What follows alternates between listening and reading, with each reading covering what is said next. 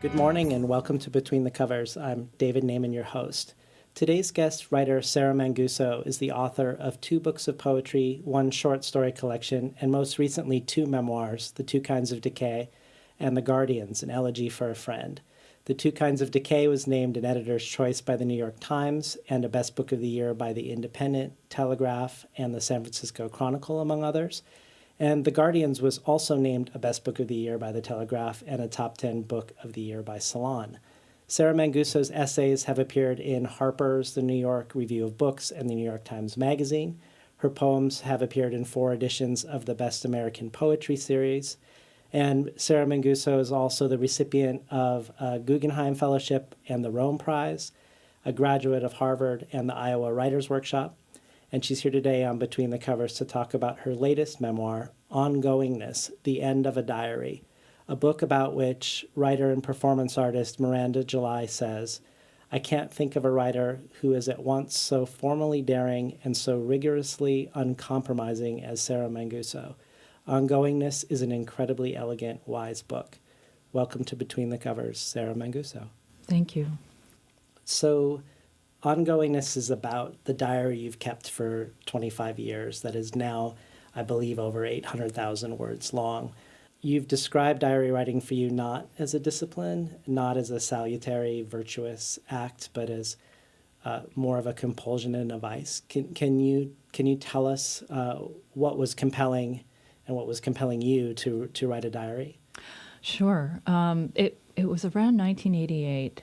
And I had this sort of threshold experience. I went to an art opening, and very little happened, but internally I was never the same. And so when I got home, I found myself just writing this voluminous essay about what had happened to me that day. And as I was writing it, I realized that this was probably going to have to become a daily ritual. Just putting experience into prose was a great, great relief. And as the word vice, that sort of bubbled up to the top of a lot of conversations I've had with readers of this book. It's not so much that I considered my diary keeping a vice, but I just wanted to underscore that it was in no way a virtuous, disciplined, obligated activity for me. It was just an automatic thing. And the diary became interesting to me after it became so unmanageably long. It was really fascinating to hear the different ways you explored the role that the diary played for you before it changed in character for you in your life. And several of these roles seem to be provocatively contradictory. So, for instance, there's the desire to write something down so you could forget it as one of the roles. And then another, writing to make sure you didn't miss something in life. So it feels like, on the one hand, recording so you don't have to think about it, and also recording to capture it at the same time. Can you talk more about those impulses? Sure. Well, I found that writing something down gave me a feeling that I had somehow completed the experience. And without writing anything down, I was not only plagued by the feeling that I had to remember it until the experience was over, but also a feeling that there was so much that seemed like almost nothing, that if I was going to commit myself to the practice of writing things down in order to functionally escape from them, I was going to have to start paying attention to all of the minutes that didn't contain life-changing moments. And when you pay attention to all these minutes, both to capture them, and it's in a way it seems like also to relieve yourself of having to remember them in a weird way by putting them in the book. Can you tell us more about some of the explorations you did around memory and your diary? Sure. Well, I was teaching writing at the time, and I found myself wanting to sort of sneak in my practice into my curricula. So I think the first time I did this was when I was teaching undergrads at Pratt at an art school. And so I had them sit for 20 minutes. I had them come into the classroom, sit down, And I didn't say anything to them, and they were wonderful, very receptive. They were art school students. And after the 20 minutes were over, I had them write 5 sentences, as long as they wanted, about the almost nothing that had just happened.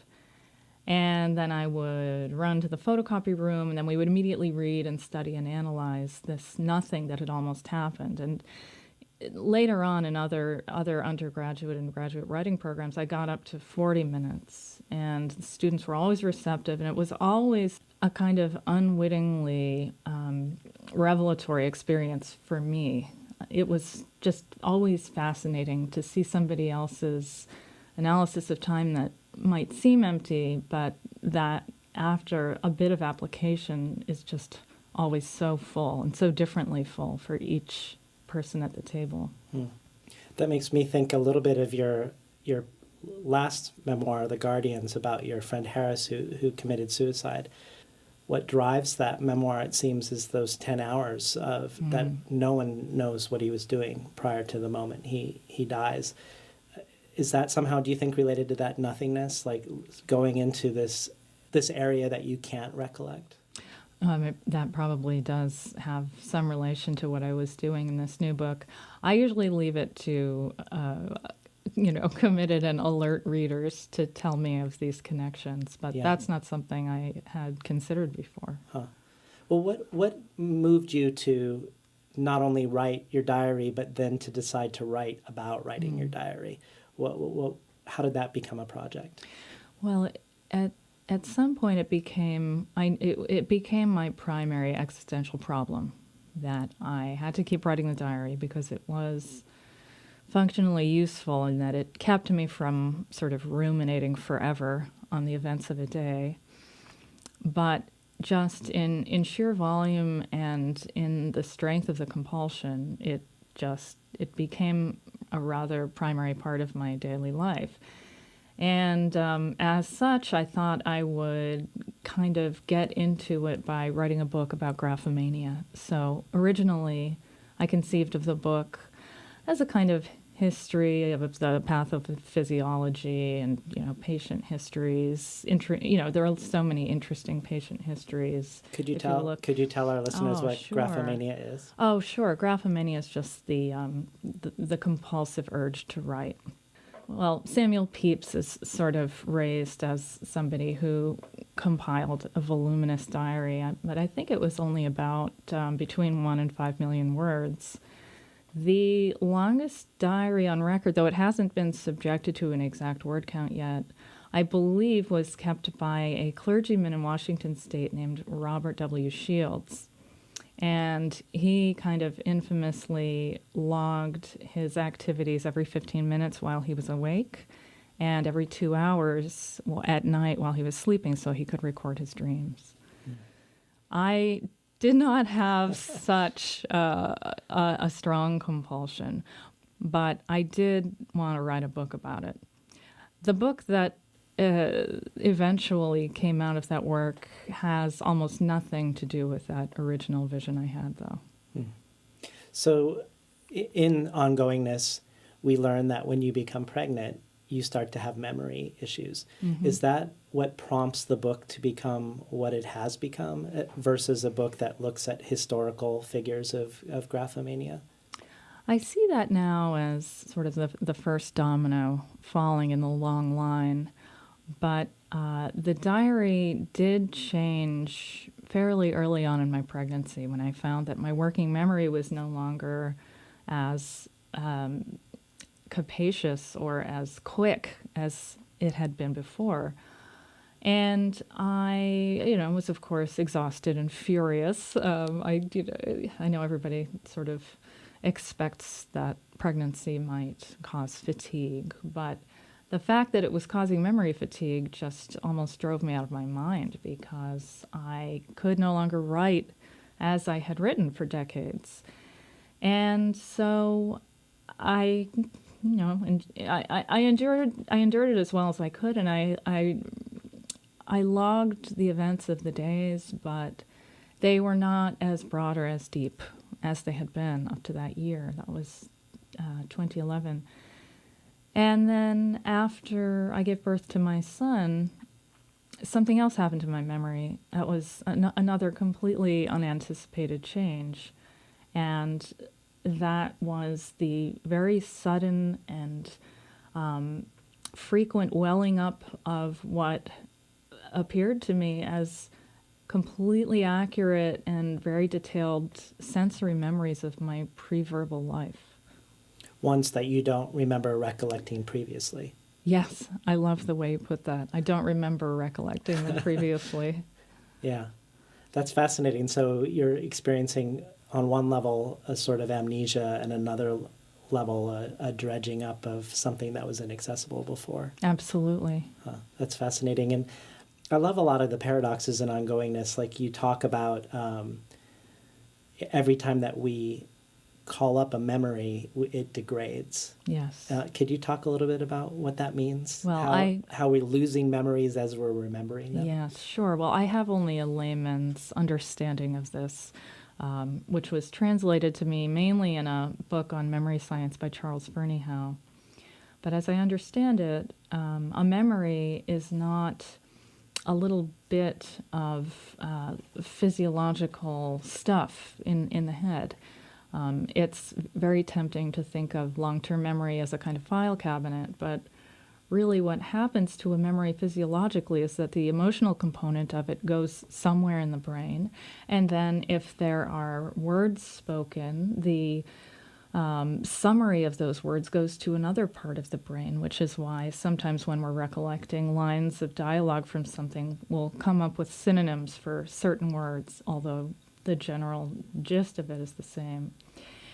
And when recollecting something, these sort of this scattered assortment of bits coheres, and then when it goes back down into the long-term, after working memory, what we used to call short-term memory, uses the memory as long as the, physiology deems necessary, and then as I understand it, it might separate and be logged in a completely different way from before. Mm. So the idea of a memory as this hardened template or a stone tablet is just really inaccurate. Mm.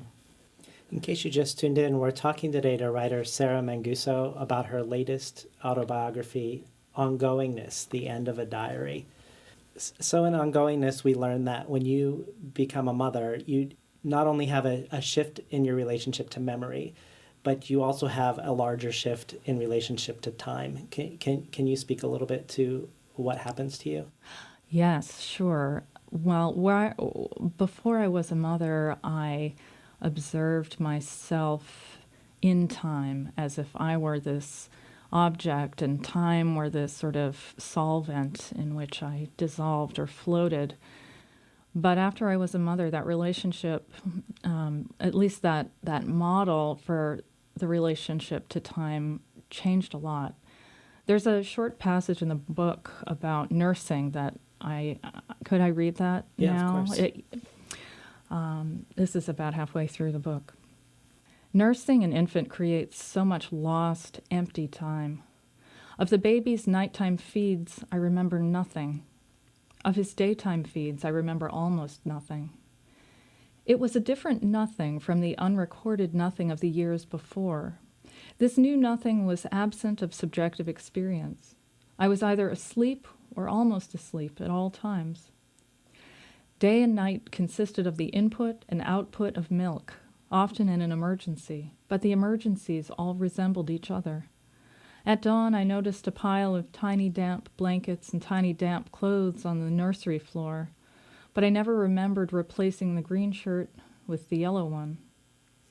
In my experience, nursing is waiting. The mother becomes the background against which the baby lives, becomes time. I used to exist against the continuity of time. Then I became the baby's continuity, a background of ongoing time for him to live against. I was the warmth and milk that was always there for him, the agent of comfort that was always there for him. My body, my life, became the landscape of my son's life. I am no longer merely a thing living in the world. I am a world. Is that what you mean by ongoingness? Or is that ongoingness for your son what you're presenting for him? Oh, well, I don't think I would define ongoingness in a single way. As I was writing about graphomania, I was also thinking about the problem that I realized I would have to account for, which was that I was 40 years old and I was writing my third memoir with an intent to publish it. And I was thinking about graphomania as a general problem, but I was also thinking about the slightly more specific problem that I had with my diary, which is that an autobiographer has to both perceive and document. An autobiographer should be able to write about ongoing time while contained in it. And that to me seemed the essential problem, not just of my diary, but of self-documentation in general.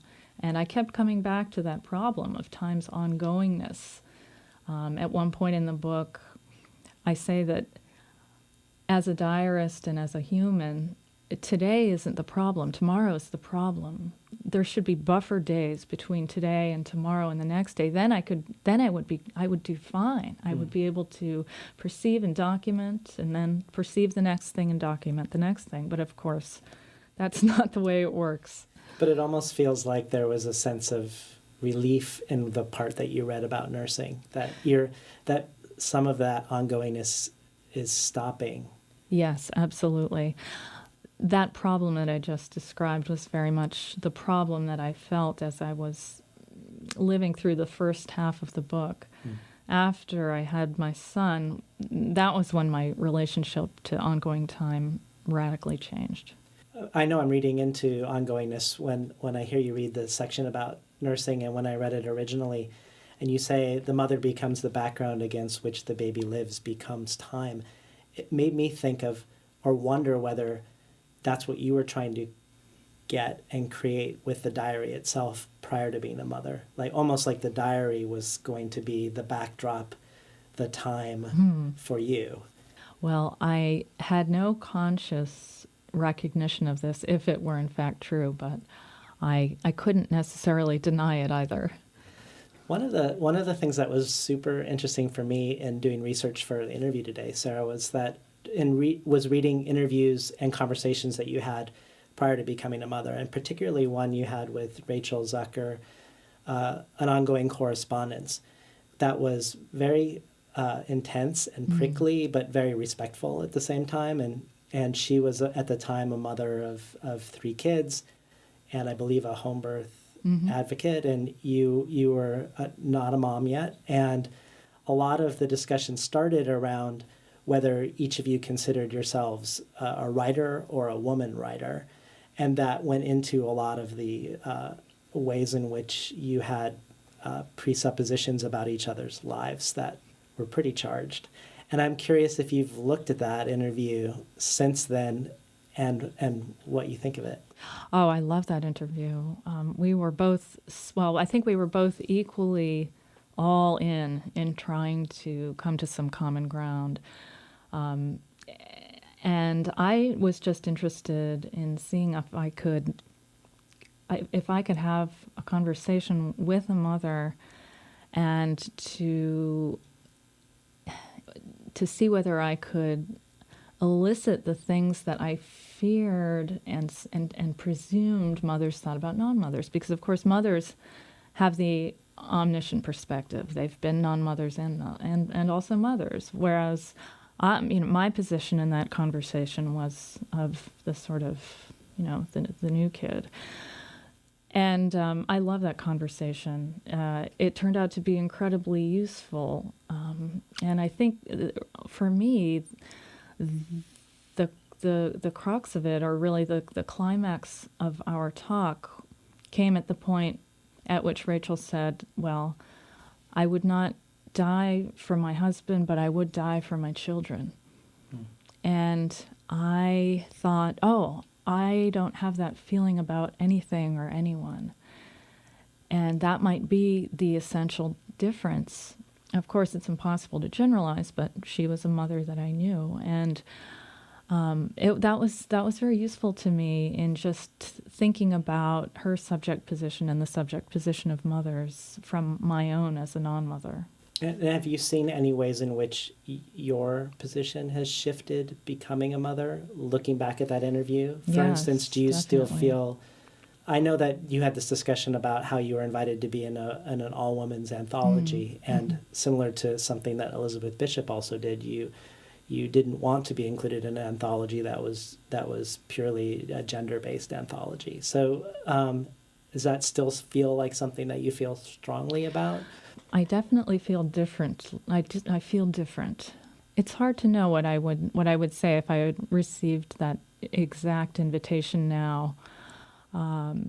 Before I was a mother, I pretended, or I really did feel that I was writing from a default sexless, genderless position. And I now see that that was a beautiful dream.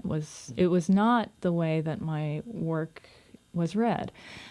As a mother now, it's impossible for me to write not also as a female person. It's not so much that I'm writing as a mother, but being a mother has caused me to just have a more precise awareness of my femaleness as I write. Another part of the interview with Rachel Zucker that strikes me very differently now from the way that it did at the time was her quoting of, I believe it's Anne Truitt at the end of the review. Truitt had a line about saying, well, I didn't want to get to the end of my life unbroken. And before I was a mother, I heard that line and I just thought, well, that's just self-destructive. I mean, the whole point is to try to keep things together and stay healthy and not die. I had been through a long and even now ongoing period of chronic illness, and so wanting to be shattered in the way that motherhood shatters both literally and figuratively seemed to me a very silly thing that was just part of the privilege of healthy people. Now I see it absolutely in the opposite way. I think it is actually very just a deepening of my human experience to have, in the words of Louis C.K., gone into the hospital as one person and come out as two separate things. Yeah, that's fascinating. And you mentioned your ongoing chronic illness, your autoimmune disease that you write about in The Two Kinds of Decay. And one thing that was really interesting about comparing ongoingness and The Two Kinds of Decay is The Two Kinds of Decay feels very physical and visceral and very focused on your body and what your body has to go through in recovering from your hospitalization at the time. And ongoingness, you make the choice not to include any of the actual diary that you're writing about in the book. So if I imagine the diary as the body, in a way the body is inferred in ongoingness, and the body is very tangible in The Two Kinds of Decay. Does that seem like Yeah, that seems like a great characterization of the difference between those two books. Can you tell us about, you do talk about the choice in the afterword of why you decided to not include any of the diary in the writing of a book about the diary? While I started writing what I believed would be maybe a 350-page research nonfiction book, a little science, a little history, a little poetry, that sort of book. During revision, it kept getting shorter and shorter. While I was revising it myself, and then later on while I was working with my editor at Grey Wolf. And I saw the form wanting to become this very smooth, almost textureless stone. And I was working towards this small, perfectible piece of prose. And so the proper nouns had to come out, and all sorts of things had to come out. And It was relatively late in the process that I finally made the decision that I would not excerpt the diary. I would say the primary reason for my not putting it in is that it's too big for me to control. And it just would have been a decision that went against all of the work that I had done up to that point, and trying to keep it small and keep the prose under perfect control, or as good a sense of control as I could wage. If you just tuned in, we're talking today to writer Sarah Manguso about her latest memoir, Ongoingness, The End of a Diary.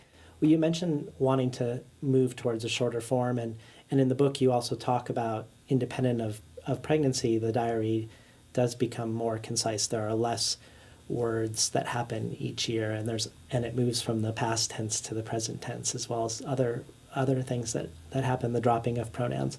And it made me wonder if part of your attraction to interviewing Lydia Davis, for instance, when you did in The Believer, was this move towards concision and compression.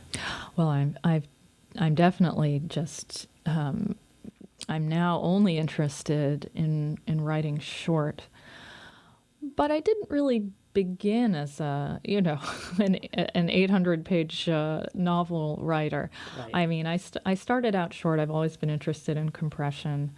And now I think, constitutes virtually my entire poetics, if I can use that word. And Lydia Davis's work is, of course, wonderful and now universally and correctly acclaimed.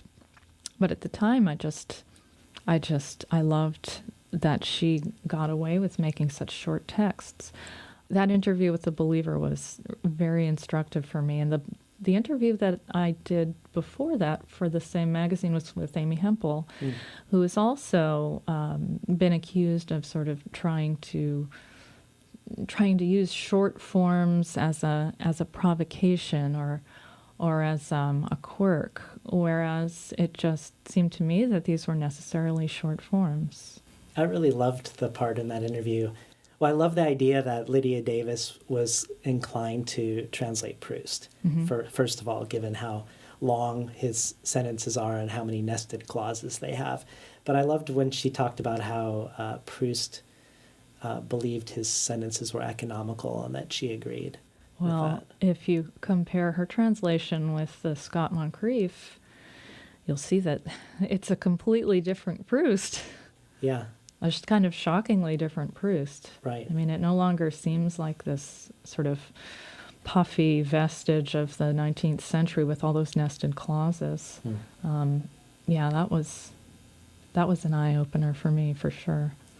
Well, there's sort of a misleading aspect to the title of the book, in the sense that it says the ongoingness, the end of a diary, and you are indeed still, I believe, still writing your diary. Can you talk a little bit about what happens with your diary writing now? Well, I will share that the other subtitle that we had been considering was The End of Beginnings and Endings, but in the end, I think we correctly chose the one with the word diary so we could have a concrete noun on the cover of the book. But you're right, it isn't about my arresting all diary keeping. What the end is in that end of a diary, though, is the end of my particular compulsion to need to record everything so that I could jettison this feeling that if I didn't document everything that had happened, I was not living responsibly. So there was this very heavy moral project that was intrinsic to the diary keeping for the first, I would say, decade that I was keeping it. And then it became a relatively automatic or compulsive practice. And then in 2012, when I had my son, it started to change a lot. And I made my most recent entry on the plane here from Los Angeles. I wrote it on I tapped it out with one finger on my smartphone. And then I before I came here to the radio station, I put it on I put it into my Microsoft Word file and revised it maybe 6 or 7 times. And then I came over here, but it's now an experience that just brings me pleasure. I mean, it's pleasurable. It's fun. It's I guess the way that some people like to make watercolors or elaborate baked goods. I like to make prose, and I don't. And so, insofar as I'm still keeping the diary, yes, it is a diary, and it has the same name, and it is a daily document. But it doesn't. It no longer arises from this terrible morbid fear that my life would be affected if I didn't go on keeping it. Are you attracted to diaries of other writers? Or diary-like books, like I think of The Year of Magical Thinking by Joan Didion, which isn't really a diary, but sort of is a diary. Well, it's sort of a memoir taking place in the present moment. So yeah, no, I hear what you're saying. I do like those books, but more than I like writers' actual diaries, I like the idea of a writer's diary as this sort of secret piece of perfect prose, the unintended for publication perfect prose, or the real secret, the portrait of Dorian Gray, and the not the book, but the actual portrait. I started reading Virginia Woolf's diary finally this morning, and I could tell right away, though, that she didn't revise it as deeply or as consciously as she revised the prose in her books. And so, I mean, I love the idea that maybe there's a secret, even more secret and private diary that she kept and that she polished and revised, and that we might find it someday. But for now, I prefer her actual novels and essays. And what about books that are writing about writing? I really liked what Leslie Jameson, her exploration of ongoingness in the Atlantic, when she is talking about how, well, she's looking more generally at confessional memoirs, and how a memoir like yours that is looking at the writing about the writing of a diary, and also about sort of this paradox that you're writing about how motherhood took you away from writing. Do you like books that do that sort of doubling and have that sort of distance? Oh, yeah, I love them. Well, I loved Leslie's piece. That was incredibly smart, I think, to pair this somewhat somber work of philosophy with David Shields' book with Caleb Powell. I think you're totally wrong. But books about the books themselves they can be very funny. I think usually they are. Well, Jeff Dyer's book, Out of Sheer Rage, is probably the one that does it the best and is the funniest. That's his D.H. Lawrence. That's his D.H. Lawrence book, yeah. And David Shields has said that it's essentially a book about whether or not to commit suicide, which is also somehow funny. I don't know. I think if I had attempted the same book, it would not have been that funny. I need to be funnier. That reminds me of Thomas Bernhard's book about trying to start writing, and he never, I don't know if he starts in it. I can't remember the name of the Yes, the book. which, I actually wrote about that Bernhard book for Book Forum, but his books sort of run together in my memory now. And also are one long block, one block I guess that, on the page. that doesn't help distinguish among them. Well, tell us about this label of memoir. Obviously, Leslie Jameson looks at your book and wants to differentiate it from another very large category of popular memoir today. Do you feel comfortable having that as a name for what you're doing? I'm always asked very thoughtful questions about nomenclature, what we should call types of writing or individual books, and I'm fairly argumentative generally. I mean, I like to make sure my point is precise, but for some reason my eyes just glaze over, and I never really care. I never feel that I actually have skin in the game. You can, I would describe Ongoingness as a work of prose, as an essay, but to further categorize it, it just seems like somebody else's job, and I'm happy to leave it to others. So there's not a lot of concern on your part whether it says autobiography or memoir. Nah, those are on the marketing title. terms. Those are marketing decisions, and believe me, I'm not the person to ask about those. Are there any that are particular ones that jump out to you that you love in the genre? Oh, of autobiography? Mm-hmm. Oh my goodness, yes. How to limit it?